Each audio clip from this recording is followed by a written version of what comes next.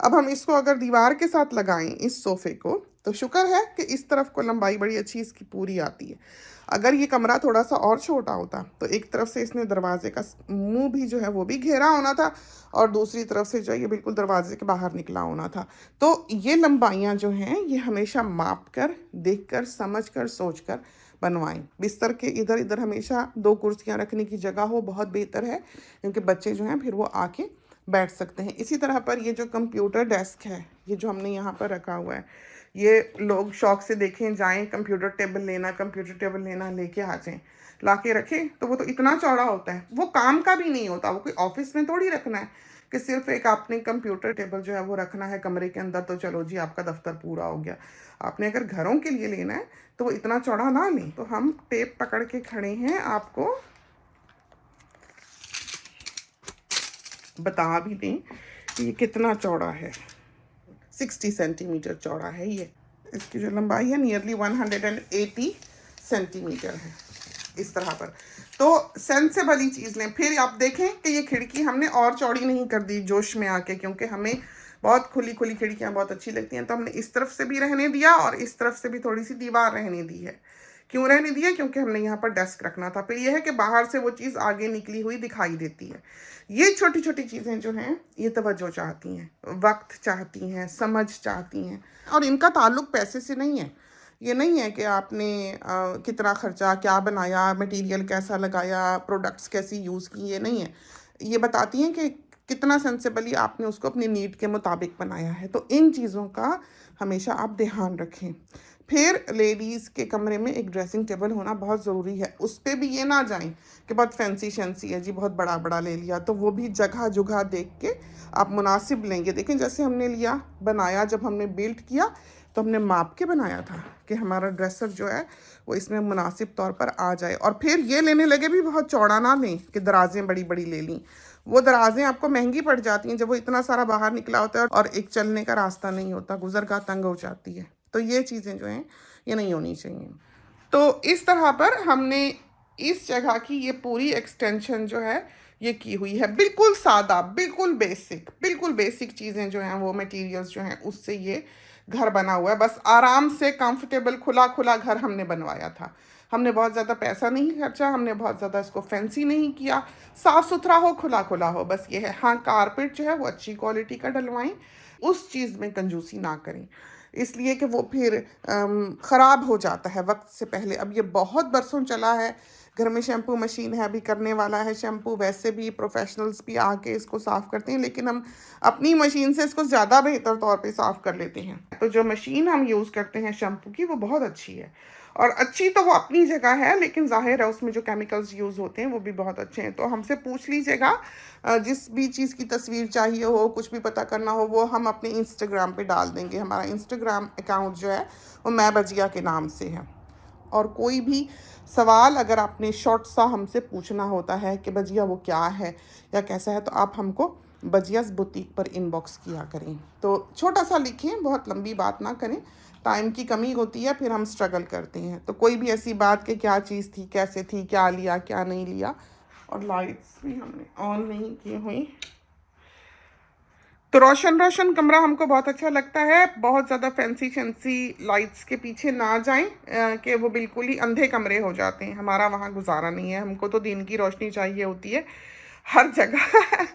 तो और फैन जो है वो ये वाला लगा हुआ है, ये इसका ब्रांड है, और ये हम ऑन भी करके अपने साथियों को दिखा देंगे। देखें ये पंखा है और ये अपने पर जो है ये खोल लेगा। बहुत अच्छी इसकी हवा है, बहुत शोर शराबा भी नहीं करता है, और क्वाइट है, और इसमें लाइट भी बहुत अच्छी है। ये जो बड़ी सारी लाइट है ये नीचे जल जाती है, तो बहुत रोशन जो है वो कमरा हो जाता है। लाइट जल जाती है, और लाइट के पूरे कलर शलर भी हैं, ये देखें सब रंग रुंग बदल लेती है। तो इस तरह है। बाकी घर में जो है वो डक्टेड सिस्टम लगा हुआ है कूलिंग और हीटिंग का। ये ऊपर डक्ट्स जो हैं ये उसके लिए देखें आपको दिखाई दे रहे हैं, ये वो हैं। तो 2 सिस्टम्स हैं, उधर के जो बेडरूम्स हैं एक और सिस्टम के अंडर हैं, और इधर वाला हिस्सा जो है सारा वो एक और सिस्टम के अंडर है। इंसोलेट करें घर को, इंसोलेशन हर तरफ होनी चाहिए। फिर ये कि जब आप बिल्ड करते हैं तो साइड का बहुत ख्याल रखें कि वेस्ट पे है, ठंडे इलाके हैं या गर्म इलाके हैं। और जैसे बेटी का घर बना हुआ है वो आपने देखा ही हुआ है, जो सन वाली साइड है, बिल्कुल जिस तरफ से सन पड़ता है, चाहे सनराइज का टाइम हो और चाहे सनसेट का टाइम हो, अगर वो दीवार सर की तरफ बिल्कुल सन को फेस करने वाली है सनराइज के वक्त या सनसेट के वक्त, तो आप उस तरफ को अलमारी बना लें। तो इसीलिए हमने वो अलमारी वहाँ बनाई है, क्योंकि वो बिल्कुल फ्लैट एरिया है इस तरह पर, उसके घर के पीछे की जो दीवार है सर की तरफ की बेड के, और वो सनराइज के वक्त जो है दोपहर 12 बजे तक जो है उसके ऊपर सूरज पड़ेगा। तो वो तो आंख खुलेगी गर्मियों के दिनों में, तो वो कुक हो रहे होंगे घर के अंदर। इस वजह से हमने क्या किया है कि उसके दोनों तरफ खाली जगह छोड़ के अलमारी का रास्ता बना दिया है, बड़ा अच्छा। तो वो अलमारी गर्म होती है और उसका घर ठंडा रहता है। तो ये वो ट्रिक्स और टेक्निक्स होती हैं जो इंसान को आनी चाहिए कि किस तरह पर क्या करना है। तो हर शख्स की नीड अलग है, हर शख्स के पास मीन्स जो हैं वो अलग हैं, और हर शख्स जो है वो अपनी ज़रूरियात के मुताबिक, अपनी जेब के मुताबिक अपनी चीज़ को बना सकता है। हाँ, ये छोटी छोटी चीज़ें ऐसी हैं, अगर हों तो जो भी आपके मीन्स हैं, जो भी आपकी इस्तिताअत है, अगर छोटी छोटी चीज़ें आपको पता हैं तो बहुत कन्वीनियंट एक घर जो है वो बनता है, बहुत आरामदेह घर जो है वो बनता है। आपको ज़रा ज़रा चीज़ बाज़ औक़ात बहुत तंग करती है, जैसे ये एग्जॉस्ट है आजकल के दौर में, तो हर कमरे में स्मोक अलार्म है। ये देखें, ये सारा सिस्टम ये पूरे लिंक्ड हैं, हर जगह लगे हुए हैं, घर के हर कोने में लगे हैं, हर बेडरूम में लगे हैं, हर कॉरिडोर में लगे हैं। तो अगर आपके किचन का एग्जॉस्ट अच्छा नहीं है तो बस आप फिर तैयार रहें कि आप ना रात सो सकेंगे और ना दिन को आराम कर सकेंगे। ये हर वक्त जो ये बोलता ही रहेगा। तो आजकल आप पराठे ऐसे घर में नहीं बना सकते अगर आपके ये सिस्टम्स जो हैं ये अप टू डेट हैं, लॉ और कानून कायदे के मुताबिक लगे हुए हैं दुनिया के सिविलाइज्ड कंट्रीज़ में। तो आप घर के अंदर के एग्जॉस्ट के साथ पराठे नहीं बना सकते, ये सारे बोलने लग जाएंगे। और ये वो चीज़ है जिस पर हमारे साथियों को फोकस करना चाहिए। हमने देखा है हमारे यहाँ के जो लोग हैं उनका ये अलार्म बेचारा चीख चीख के वफात पा जाता है, क्राई आउट करता रहता है, लेकिन उसकी कोई सुनवाई नहीं होती। वो बेचारा पीप पीप थोड़ी थोड़ी देर बाद कर रहा होता है, और हमें घबराहट हो रही होती है कि इनके अलार्म में बैटरी लो है। तो ये चीज़ें इनमें हम थोड़े फंसी हैं, तो हम इनको अप टू डेट ही रखते हैं और रखना चाहिए। तो गुजारिश है कि घरों में बच्चे भी होते हैं और पता नहीं होता किस लम्हे क्या हो जाए। कोई बंदा कैंडल ही जलाता है, सेंटेड कैंडल्स आजकल सबको ही शौक होता है कि घरों में जलाएं। बहुत ज़्यादा नहीं जलानी चाहिए, कम कम जलानी चाहिए, लेकिन हाँ हेल्थ के लिए बहुत अच्छा नहीं होता है स्मोक, खासकर वो जगह जो कि बंद हो। हमारा तो ये देखा आपने, पूरा क्रॉस वेंटिलेशन है हर तरफ से, पूरे घर के एक तरफ से दूसरी तरफ हवा का फेरा लगता ही रहता है, वो आती है और मिल के चली जाती है। तो ऐसा घर होना चाहिए, और अल्लाह ताला आप सबको आपकी पसंद का अच्छा सा घर अता करे। और छोटी छोटी चीज़ें हैं इनको ध्यान में रखें, घरों को इंसुलेट कराएं, बहुत ज़्यादा भरें नहीं, खाली खाली रखें। जितना सामान होगा, जितना आप उसको भरेंगे उतना ज़्यादा वो मेंटेनेंस चाहेगा। मेंटेनेंस तो खैर ये भी चाहता है, खाली खाली घर भी कुछ भी हो। पर्दे शर्दे आपने देखा कि हमें पसंद नहीं है, हमने बिल्कुल बारीक से ये लगाए हुए हैं। और ख़ासकर हम एक ऐसे इंसान नहीं थे कि हमें फ़िक्र होती कि ज़माना क्या करता है या फ़ैशन क्या है, हमें इसकी परवाह नहीं होती, हमें जो अच्छा लगे बस ठीक है। तो इस वजह से हमने अपने लाइफस्टाइल को अपनी तरह पर गुजारा है, अपनी पसंद से गुजारा है, बिना इसकी फ़िक्र या परवाह किए कि लोग क्या कहेंगे। तो ऐसा इंसान को होना चाहिए, उसकी ज़िंदगी उसके अराउंड घूमने वाली होनी चाहिए। आ गई हैं, वो आ गई हैं, ये देखें। फिर से ये जहाँ से हम शुरू हुए थे हम वहीं पे अब ख़त्म करते हैं। ये देखें, सोन माँ, मीटू माँ आ गई।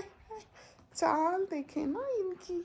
तो इनके भी चलने फिरने के लिए जगह होनी चाहिए, स्पेस होनी चाहिए। ये भी अपनी आज़ादी से इधर उधर घूमें, देखें। इनके हर तरफ खिलौने हैं हमारे घर में, इनके खिलौनों का भी एक कोना है डाइनिंग रूम का दूसरा हिस्सा जो खाली है, उसमें हमने सारे इनके टॉयज़ रखे हैं। तो वहाँ बैठते हैं, खेलते हैं, सारे बच्चे खेलते हैं, फिर उठा देते हैं, आहिस्ता आहिस्ता आदत डाल रहे हैं। और अब आती है सबसे इम्पॉर्टेंट चीज़, वो है कमरों का साइज़। तो बनाने से पहले जब आप बिल्ड कर रहे होते हैं, खाली कमरा होता है, या आप किसी डिस्प्ले होम में भी जाएं, तो उन्होंने जिस किस्म का फर्नीचर रखा हुआ होता है वो बहुत स्मार्ट होते हैं इस चीज़ में कि वो आपको नज़र का धोखा दे देते हैं। आपको लगता है बहुत खुला खुला, बहुत बड़ा बड़ा, वहाँ तो वो चीज़ें जो उन्होंने सजाई हुई होती हैं वो कोई रस्ते बस्ते घर की चीज़ें थोड़ी ही होती हैं। वो तो ऐसे ही होती हैं, डिस्प्ले के लिए उन्होंने रखी होती हैं और ख़ूबसूरत बना के दिखाया गया होता है, खुली खुली एक लुक दी गई होती है। उसमें ज़रूरियात है ज़िंदगी की तो उस मकान में कोई चीज़ नहीं होती। एलिगेंट सा फर्नीचर रखा होता है डिस्प्ले होम में और आपको लगता है बहुत बड़ा बड़ा, बहुत खुला खुला है। तो ये बात समझने वाली है कि जब आप उस मकान में रहते हैं, उसको घर बनाते हैं, तो उसमें हज़ार चीज़ और भी होती है जो आपकी ज़रूरियात ज़िंदगी की होती है। फिर वो आपको तंग लगने लग जाता है। लेकिन आपको इस बात का पता होना चाहिए कि आपको कितने कमरे की कम से कम ज़रूरत होती है। अब हमारे यहाँ का जो लाइफ़स्टाइल है, हम किसी की बात नहीं करते, बाहर की दुनिया में बहुत सी लेडीज़ ऐसी हैं जो हाउसवाइफ्स नहीं हैं, जो बाहर निकलती हैं, जॉब करती हैं, सुबह जाती हैं, रात को आती हैं, तो उनकी ज़िंदगी और तरह की है। बहुत मुमकिन है कि उनके लिए एक छोटा कमरा भी जो है वो इनफ हो कि हाँ, उन्होंने आना है, सोना है और चले जाना है। लेकिन हम जैसी लेडीज़ के लिए जो कि एक हाउसवाइफ हैं, उन्होंने जब दिन घर में गुजारना है तो उनको एक खुले कमरे की ज़रूरत होती है, क्योंकि ज़ाहिर है वो सारा दिन तो सिटिंग रूम में नहीं बैठी रहेंगी, सारा दिन तो वो किचन में नहीं बैठी रहेंगी। उन्होंने कोई काम करना, कोई टीवी देखना, कोई सिलाई करनी, कोई बच्चा ही आके पास बैठ जाता है, तो इतनी उसकी स्पेस जो है वो होनी चाहिए। अब आप सोचेंगे कि कितना कमरे का साइज़ जो है वो आइडियल है। आप जब मकान बनाएं, आप बेशक उसको बहुत ज़्यादा कंजेस्टेड ना करें, कमरे ज़्यादा ना बनाएं, अपनी ज़रूरत के बनाएं, लेकिन जितने भी बनाएं आप खुले खुले बना लें, जो भी आपके पास स्पेस है। तो ऐसे नक्शा जब आप देखते हैं किसी मकान का तो उसमें लिखा हुआ होता है कि 3.5/4 या 4/4 का कमरा है। मास्टर बेडरूम जो है वो अगर आपको कहीं दिखेगा भी किसी आम घर में, जो प्लान आप उसका देखेंगे मकान का, तो वो आपको 4.5 दिखेगा।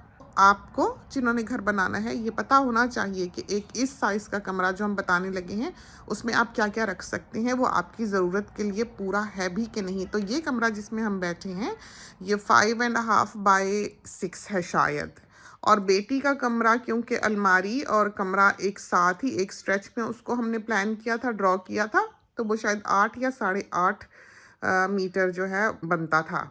तो उसी में अलमारी बन गई बहुत अच्छी, और बहुत अच्छा उसका कमरा भी खुला बिल्कुल इसी साइज़ का है। तो अगर वो इस तरह से खुला कमरा ना होता तो उसका इतनी देर उस छोटे से घर में गुजारा नहीं होना था। वो तो छोटा सा एक ग्रैनी फ्लैट सा ही है बना हुआ, कोई बहुत खुला घर नहीं है कि जिसमें सिटिंग रूम वगैरह हो या फैमिली रूम वगैरह हो या डाइनिंग रूम वगैरह हो।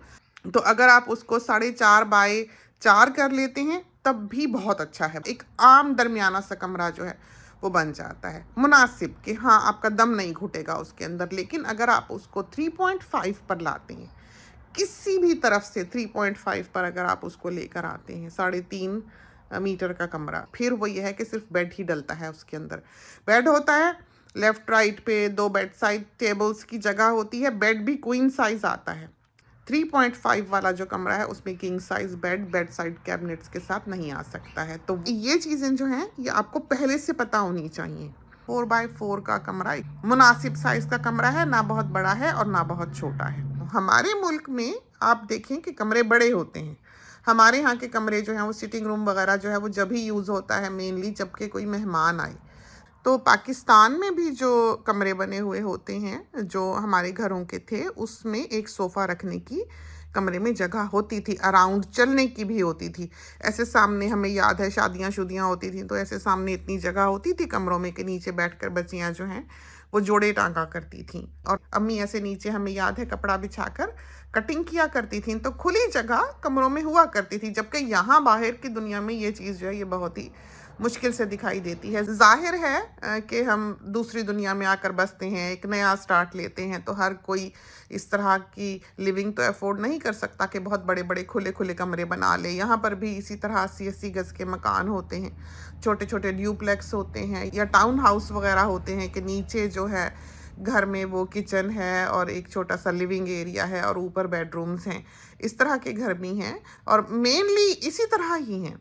लेकिन इंसान वक्त के साथ साथ तरक्की करता ही रहता है, कुछ ना कुछ प्रोग्रेस जो है वो उसकी ज़िंदगी में होती रहती है। एक वक्त आता है कि उसका अपना घर होता है, उसके पास छोटा सा बाग होता है। और ये जो कॉन्सेप्ट है डबल स्टोरी घर का, खूबसूरत बहुत लगता है। हाँ, एक प्राइवेसी होती है, एक कंफर्ट होती है इंसान को ऊपर की मंजिल पे रहने की। रोशन भी ज़्यादा होता है, हवादार भी ज़्यादा होता है, मच्छर मक्खी भी हमने देखा है ऊपर की मंजिल पे कम होता है। पसंद भी है हमको, सब कुछ है। हम वैसे सारी ज़िंदगी ऊपर की मंजिल पे ही रहे हैं। शादी के बाद पहली दफ़ा ऐसा एक्सपीरियंस हुआ कि हम ऐसे ग्राउंड फ्लोर पे रहे, लेकिन हम जिस ऊपर की मंजिल पे भी रहे हैं उसमें भी बड़ा सारा सहन था बाहर। तो ऐसा नहीं था कि ऊपर की मंजिल है तो बाहर ऐसे चलने फिरने वॉक करने की जगह ना हो, इस तरह पर नहीं था। नीचे गार्डन था, बाग था, लेकिन वो घर भी इस तरह के थे कि सारा का सारा मकान ऊपर था। पूरा का पूरा घर जैसा ग्राउंड फ्लोर पे है वैसा ही ऊपर बनाया जाए। तो बिल्कुल भी हम इस चीज़ के कायल नहीं हैं कि किचन नीचे है और बेडरूम्स ऊपर हैं। वो सारा दिन इंसान भागा भागा नीचे ही आया रहता है सारा दिन। या तो ऊपर अगर आप किचन नेट वगैरह बना भी लेते हैं ऊपर के, जहाँ से इंसान ने बच्चे का दूध गर्म करना है या पानी पीना है तो ले सके, फिर वहाँ पर भी बर्तन इकट्ठे हुए रहते हैं और जिस चीज़ की ज़रूरत हो वो ऊपर होती नहीं, उसके लिए फिर नीचे ही आना पड़ता है। तो इस वजह से पूरा का पूरा जब आपने एक दफ़ा अगर बिल्ड करना है, खुद बिल्ड करना है, तो बेहतर है सारा का सारा ही ऊपर की मंजिल पे भी आप बनाएं। जिस वक्त बना रहे हो उस वक्त फिर इंसान कर लेता है। अगर इंसान ये सोचे कि वो बाद में करा लेगा तो बाहर के ममालिक में जो रेनोवेशन है वो बहुत महंगी है, या कस्टम मेड घर वगैरह जो हैं वो बहुत महंगे पड़ते हैं। जो बने बनाए प्लान्स होते हैं, जो डिस्प्ले होम देखकर आप बनाते हैं, वो फिर भी आपको सस्ता पड़ जाता है, इसलिए कि उन्होंने ठेका दिया होता है कि 100 मकानों की एक बराबर की लकड़ी कटेगी, 100 मकानों की एक बराबर की टाइलें आएंगी। तो उनको पहले से पता होता है खर्चा कितना होगा, बल्क में उनको चीज़ पड़ जाती है। इस तरह पर वो मकान जो हैं वो सस्ते पड़ते हैं। लेकिन अगर आपने अपनी मर्ज़ी से बनाना है कि कमरे ऐसे हों और किचन ऐसा हो, तो फिर वो काफ़ी एक्सपेंसिव पड़ता है। और फिर यही है कि हर कोई तो वो अफोर्ड नहीं कर सकता। और बात जो है वो फिर पैसे पर आकर ठहरती है। उसके लिए एक तरीका जो है वो ये है कि जब भी आप कोई डिस्प्ले होम देखें जिसका नक्शा आपको पसंद है, उसमें जो सबसे आसान चीज़ आप कर सकते हैं, सबसे ज़्यादा अच्छा जो ऑप्शन होता है वो ये होता है कि जो एक दीवार है जो सबसे ज़्यादा बेडरूम्स के साथ लग रही है, उसको आप 1 मीटर बाहर निकलवा लें। कि उनका पूरा नक्शा आप ले लें जैसे वो कर रहे हैं, जैसा उन्होंने बनाया हुआ है, ठीक है, आप उसको कबूल करें। लेकिन उस मकान की एक तरफ की जो दीवार है वो उनको कहें कि 1 मीटर बाहर निकाल दें सारे। तो उससे ये होगा कि जितने कमरे उस तरफ को पड़ रहे होंगे वो खुले हो जाएंगे। जैसे ये बेडरूम हुआ, ये प्रेयर रूम हुआ, सिटिंग रूम हुआ, आगे के 3 कमरे भी जो हैं वो खुले हो जाएंगे, और बहुत खुले हो जाएंगे, थोड़े खुले नहीं होंगे, और बहुत ज़्यादा इस पर रकम भी नहीं लगेगी। तो ये जो है नहीं बंद हो रहा, पीछे टक इन हो गया। आपने बूटी किसकी पकड़ी है? भाई की बूटी पकड़ के फिर रही हैं। और ख़ासकर जो स्ट्रेट वॉल होती है एक साइड की, वो सारी की सारी बाहर निकाली जा सकती है आसानी से, और उसकी बहुत ज़्यादा रकम भी जो है वो आपको देनी नहीं पड़ती। और उसको फिर कैलकुलेट करना भी जो है वो उनके लिए मुश्किल नहीं होता है, क्योंकि उन्होंने पर स्क्वायर मीटर के आपसे पैसे लेने होते हैं, और वो आपको उसी वक्त बता भी सकते हैं कि आपने कितना एक्स्ट्रा पे करना होगा। वो आप दे लें, वो आपको कभी भी घाटे का सौदा नहीं रहेगा। बाकी जैसे बाथरूम्स वगैरह हैं, और उसमें बाथ टब वगैरह लगाने की हमें तो नहीं लगता कि कोई इतनी ज़रूरत होती है। बस इस घर में लगे हुए हैं तो हाँ ठीक है। हमारा जो इससे पहले घर हमने अपनी मर्ज़ी से बनवाया था उसमें हमने स्पा लगवाया था, लेकिन उस घर को हमने 1.5 साल में फ़रोख्त कर दिया, और बहुत कम स्पा जो है वो यूज़ हुआ। सोनी जो है छोटा सा था उस वक्त, बस उसने ही 2-4 दफ़ा जो किया सो किया। लेकिन वो भी प्रैक्टिकल घर के लिए एक ऐसी ज़रूरत नहीं है जो कहें कि हो ही। हाँ, ज़्यादा फैंसी शैंसी बनाना है तो बहुत अच्छा है, अपनी खुशी के लिए इंसान बना लेता है, बच्चे पसंद करते हैं, ठीक है। तो रीसेल वैल्यू के लिए भी बहुत अच्छा है, पूल भी रीसेल वैल्यू के लिए बहुत अच्छा है। और हमेशा ये बात याद रखें कि ओवर कैपिटलाइज ना करें, कि आप उसको एक आम मोहल्ले में, जो कि बहुत ज़्यादा पैसे वालों का मोहल्ला नहीं है, वहाँ पर आप बहुत बड़ा मेंशन बहुत महंगा सा ना बिल्ड करें। तो अगर आपके आसपास भी अच्छे मकान बने हुए हैं, जिस कीमत के वो हैं उसी कीमत के अंदर अगर आपका बन रहा है तो फिर बहुत अच्छा है। फिर हमेशा ये बात याद रखें कि जो वैल्यू है वो ज़मीन की होती है, ज़मीन की कीमत बढ़ा करती है। मकान तो सारे वक्त के साथ साथ ज़ाहिर है मेंटेनेंस चाहने लगते हैं, पैसा खाने लगते हैं। ज़मीन एक ऐसी चीज़ है जिसकी कीमत कभी नहीं गिरा करती। तो आप जो ये सोचते हैं कि आप यूनिट्स ले लें, फ्लैट्स ले लें, सब कुछ ठीक है, लेकिन सबसे ज़्यादा फ़ायदे का सौदा आप प्रॉपर्टी बनाने में उस वक्त करेंगे जब आप ज़मीन पर घर लेंगे। छोटा ले लें, ज़मीन पर घर ले लें, तो वो आपको लॉन्ग रन में सबसे ज़्यादा फ़ायदा देगा। तो चलते हैं, बहुत सारी बातें हो गई। ये देखें, अल्लाह हाफिज़। अल्लाह, इनकी मम्मा ने इनके लिए ये देखें स्कर्ट खरीदी है और ये इनको प्रिंसेस बना दिया है। आ जाएं, आपको तो बहुत प्यारी लग गई है ये स्कर्ट मेरी गुड़िया को। बाबा घघरी पहन के फिर रही हैं आप, छोटी सी घघरी पहन के फिर रही हैं। बहुत ही हैप्पी बेबी है ये हमारी। देखें, इनको पता है कि ये प्यारी लग रही है और इनकी मम्मा ने इनको स्कर्ट पहना दी है।